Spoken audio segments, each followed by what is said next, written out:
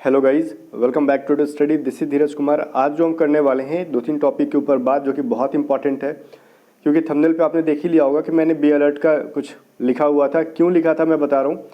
अभी भी बहुत सारे बच्चे जीडी डीबी यांत्रिक वाले कुछ कन्फ्यूज़न में है, तो उस कन्फ्यूज़न को मैं दूर करूँगा। साथ में बहुत सारे लोग ये सवाल पूछ रहे हैं कि सर एग्ज़ाम डेट क्या है और एडमिट कार्ड कब तक आ पाएगी। ठीक है, एग्ज़ाम हमारा कब से स्टार्ट हो जाएगा, तो एग्ज़ाम डेट से रिलेटेड भी बात करेंगे और साथ में एडमिट कार्ड कब तक आएगा ये भी बात करेंगे।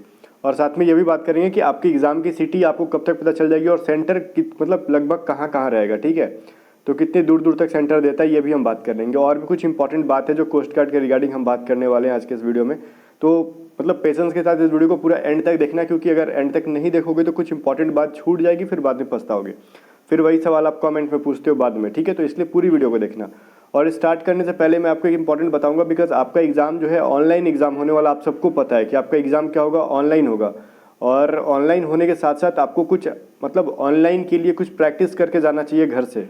और बेस्ट ऑनलाइन टेस्ट सीरीज आपको परीक्षा ऐप पे मिल जाएगी। परीक्षा ऐप का लिंक मैंने डिस्क्रिप्शन में दे दिया है, तो परीक्षा ऐप पे जाओ और परीक्षा ऐप पे जीडी या डीवी दोनों एग्जाम के लिए आपको टेस्ट सीरीज मिल जाएगा। सेक्शन 1 सेक्शन 2 दोनों का, जीडी का दोनों का मिल जाएगा, और डीवी में तो सिर्फ सेक्शन 1 होगा। ठीक है, तो जीडी और डीवी दोनों का मिल जाएगा। और एक गुड न्यूज़ ये है कि आपको यहाँ पे 50% डिस्काउंट भी मिल जाता है। ठीक है, परीक्षा ऐप पे कैसे, अगर ये कोड यूज़ कर लेते हो एग्जाम A to Z 50।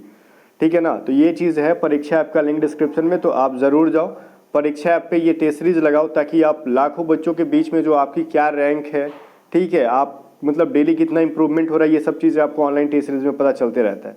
तो जाके आप इसको ज़रूर चेकआउट कर लेना, डिस्क्रिप्शन में लिंक है इसका। तो हम बात कर लेते हैं अपने टॉपिक के ऊपर कि सर एग्ज़ाम कब तक होगा। बट एग्ज़ाम स्टार्ट होने से पहले मैं कह रहा हूँ सेक्शन 1 की मैथ एंड रीजनिंग मैं कंटिन्यू आपको पढ़ा रहा हूँ। 12 बजे मैथ रेगुलर चल रही है। ठीक है, तो 12 बजे लाइव जो मैथ क्लास चलती है A to Z स्टडी पे, तो उसको ज़रूर आप लोग ज्वाइन किया करो 12 बजे, है ना, क्योंकि पूरे एडवांस मैथ मैंने पढ़ा के ख़त्म कर दिया। अलजेब्रा पढ़ा दिया, linear equation, polynomials, mensuration, geometry, ये सब पढ़ा दिया। पर परसेंटेज ख़त्म हो गया। अरिथमेटिक की अगर बात कर ले तो अभी जो है रेशियो चल रहा है, तो मतलब इसको जाके जरूर चेक कर लेना आप लोग। 12 बजे लाइव आया करो। और जो भी आप नहीं पढ़ पाए उसका प्लेलिस्ट मैंने बना दिया है, रीजनिंग और मैथ का, दोनों का लिंक डिस्क्रिप्शन में है। तो जो बाकी रहेगा आपका चैप्टर वहाँ से पढ़ लो। ठीक है, अब हम बात कर लेते हैं कि आपका एग्ज़ाम डेट क्या होगा उसके ऊपर। तो देखो, हर कोई आपको ये चीज़ दिखा रहा होगा बार बार कि जो है ना कि आपका मिड और मार्च में होगा। नाविक जीडी डीबी यांत्रिक का जो है मिड या फिर एंड मार्च में। तो बट मिड या एंड का मतलब बहुत लोग समझ नहीं पा रहे हैं यहाँ पे कि मतलब मिड में होगा तो एंड में होगा। तो देखो, मैं एक बात बता रहा हूँ। देखो, हर बार नोटिस में कोई ना कोई जब मंथ लिखा रहता है ना, मार्च अप्रैल नवंबर जो भी लिखा हो, तो कोस्ट गार्ड मतलब मिड या एंड ही लिखता है, लेकिन एग्ज़ाम लेता है एंड में। ठीक है, इतना समझ लो।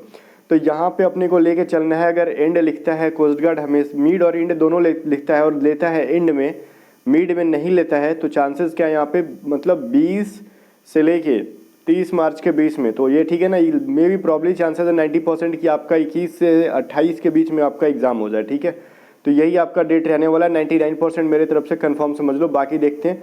बट इतना समझ लो कि 21 से लेके 28 तक अगर कहीं भी लॉकडाउन वगैरह कुछ भी नहीं रहा, तो ये डेट आपका 100% श्योर है। ठीक है, और लगभग सारा एग्ज़ाम चल रहा है अभी, तो लॉकडाउन का कोई चांस नहीं है। फिर भी कुछ 1% छोड़ देते हैं उन पे, बट 99% 21 से 28 मार्च के बीच में आप इसको लेके चल सकते हो। ठीक है, तो ये चीज़ हो सकता है। अगर गाइस देखो, एंड में हो रहा है और 21 से 28 के बीच में हो रहा है एग्ज़ाम डेट, तो आपका एडमिट कार्ड कब आएगा। ठीक है, तो यहाँ पे समझ लो, अगर जिसका 21 तारीख को मान लेते हैं, अगर आपका एग्ज़ाम 21 तारीख है, तो आपके एग्ज़ाम के 2-4 दिन पहले आपका एडमिट कार्ड आ जाता है। ठीक है ना, तो ये चीज़ समझ लो, लगभग 4 दिन पहले तो आ ही जाता है, 3 दिन पहले।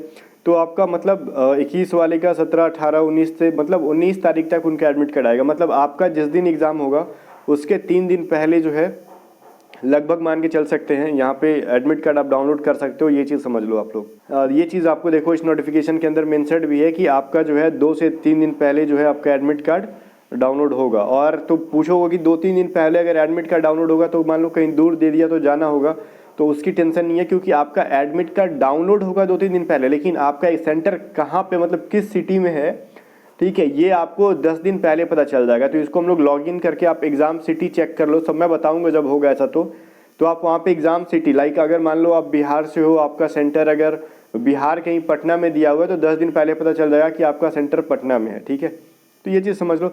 और इसकी सेंटर जो है मोस्ट प्रॉब्ली चांसेस है कि होम सेंटर दे। ठीक है ना, क्योंकि बहुत ज़्यादा दूर रेयर लोगों को भेज देता है, ठीक है। अगर बिहार के ज़्यादा लोगों को चांसेस होती है कि पटना में सेंटर देता है, बट कुछ लोगों का होता है इधर उधर भी दे देता है, तो नो डाउट। तो सेंटर के बारे में कंफर्म नहीं कह सकते कहाँ देगा, बट मोस्ट प्रोबेबली चांसेस होती हैं कि आपका home centre they, but home centre का मतलब ये नहीं कि आपका घर में दे दे, ठीक है।